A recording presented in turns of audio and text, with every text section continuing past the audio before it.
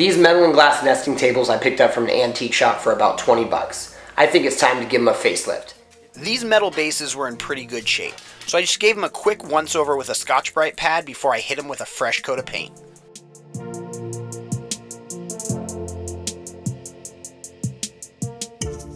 I'm going to be using solid hardwood lumber for this entire build. If you want to see my whole milling process, I have a video linked right up there in the corner. I like to use colored lead to mark each piece with where it's going to go and its final dimensions to keep everything organized. Because we're using solid walnut for most of this project, we got a lot of panels we got to glue up. So let's go. We're going to start with a nice even coat of glue all the way across our edge grain.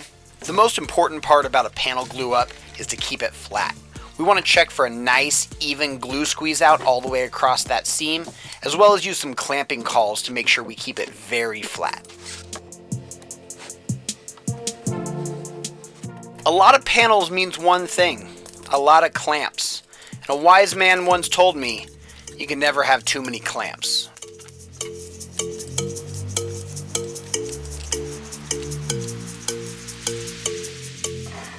It's always important to clean up your glue squeeze out before sending your panel through the planer. Don't want to have any high spots. After planing each board down to final thickness, we'll take it over to the table saw to clean up the edges. All the hardwood that I used for this project was locally sourced Indianapolis urban lumber. Urban lumber is beautiful with a lot of character, but it also comes with a few extra voids. I fill this in with Total Boat epoxy. I'll leave a link down in the description if you want to learn more. Got the lower cabinet all mocked up here. Now it's time to cut to final length and work on joinery. When I'm doing these precise joinery cuts, I like to use the repeatability and accuracy of my table saw and crosscut sled.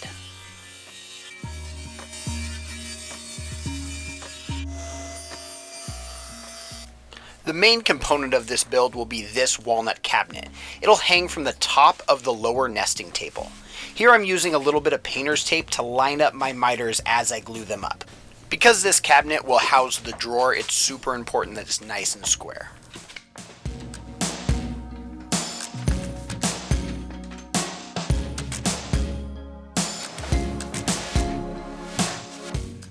While a mitered corner always looks great, it's not always the strongest joint. So I'm going to drive some dowels down in to reinforce the corner.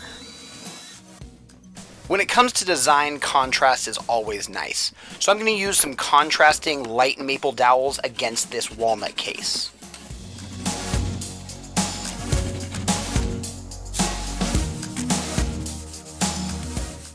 Our lower cabinet isn't complete without a top. We're going to throw a little 45-degree chamfer on this because Team Chamfer, of course.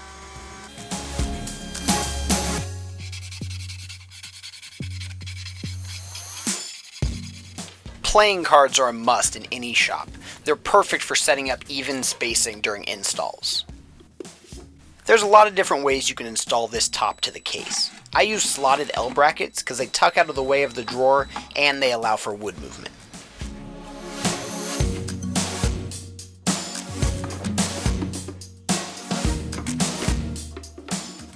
Now that the case is done, we're going to move on to the drawer. It's going to consist of a figured walnut bottom and basswood sides. I like to make all my drawers using a locked dado method. These Craig setup blocks are perfect when you're setting up your dados. I'll leave a link down in the description if you want to check them out. They're a lifesaver.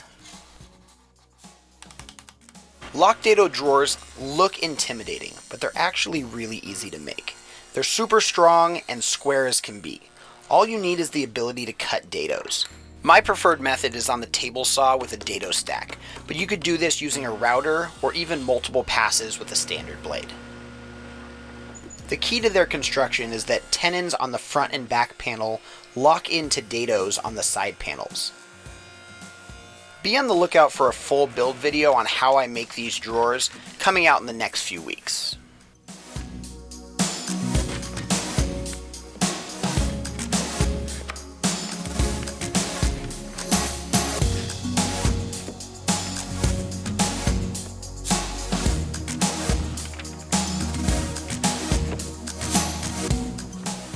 I use standard side mount drawer slides for this install. If you just follow the directions, you can't go wrong.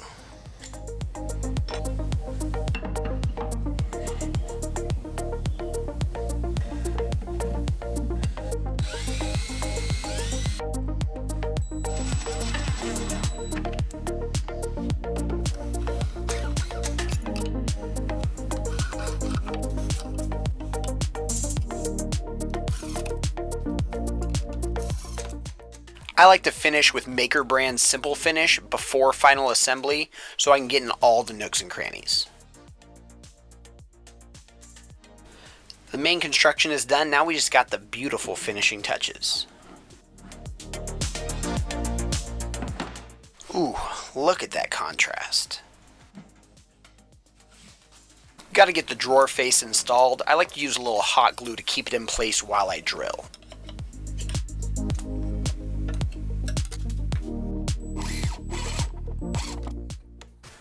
Beautiful slide.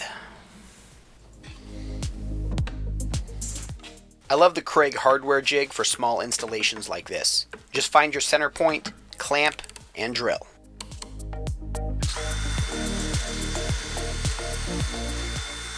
These round bar drawer pulls match the metal base perfectly.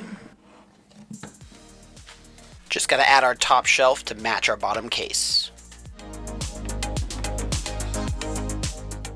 The last step of this build is incorporating some electronics. Got a scrap piece of walnut and some IKEA wireless chargers. Let's see what magic we can make.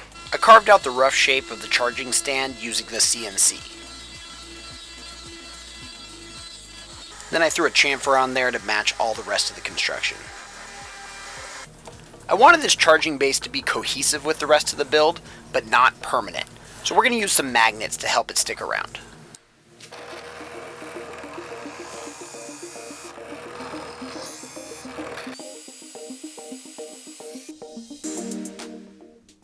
Little 5-minute epoxy to keep everything right where you want it. Couple dabs of CA glue to keep the charging hardware right where we want it, and then the magic happens.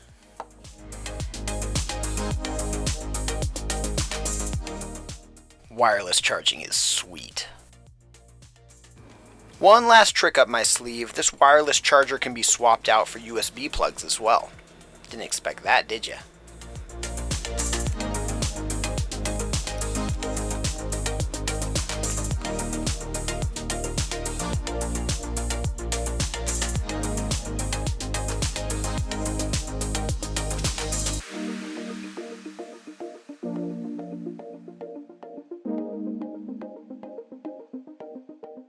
And as always, it's your turn. Go build something.